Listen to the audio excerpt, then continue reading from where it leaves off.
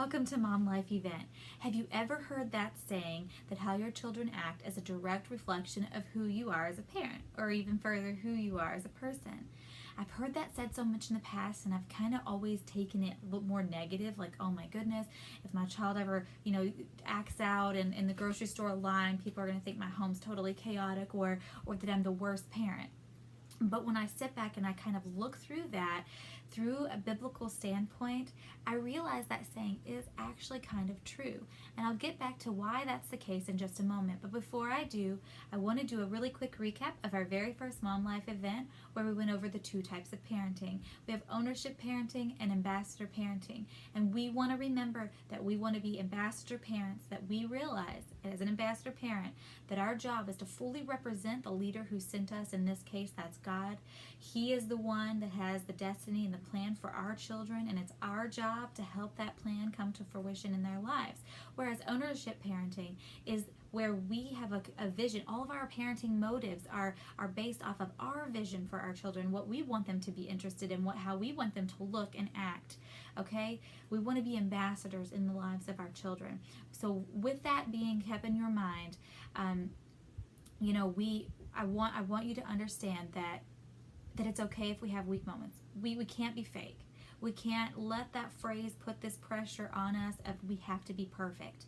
It never does good as a parent to be fake, because our kids will always know the real us. They'll see us in every weak area. They're with us all the time. They know the real us.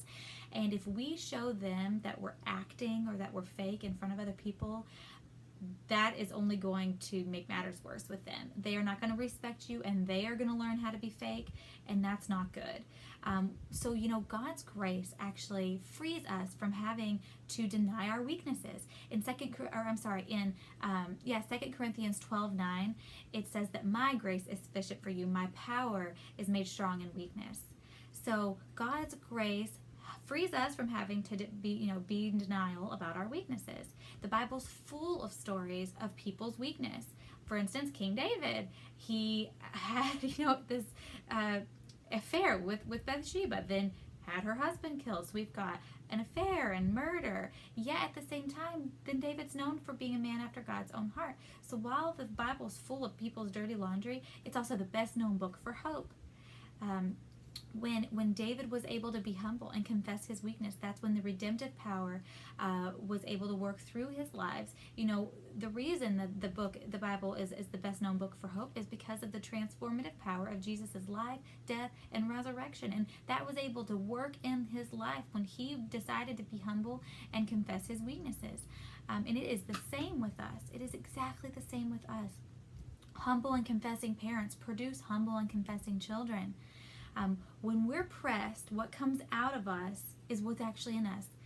The pastor's wife at my Bible school, Pastor Donica, said it all the time, and it really stuck with me. It's like a thermometer. It helps tell us what's on the inside of our heart. Everything is a heart matter.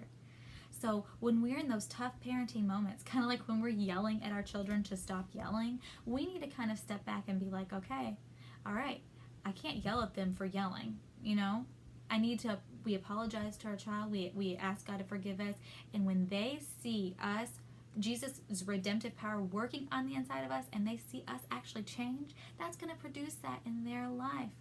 This book, I refer to it quite a bit here in the Mom Life event, Paul David Tripp, the 14 Gospel Principles to Parenting. He says in the book that you can shake a glass of water and water's going to come out. And you can shake that glass of water 1,000,000 times and milk is never going to come out of it because it's full of water.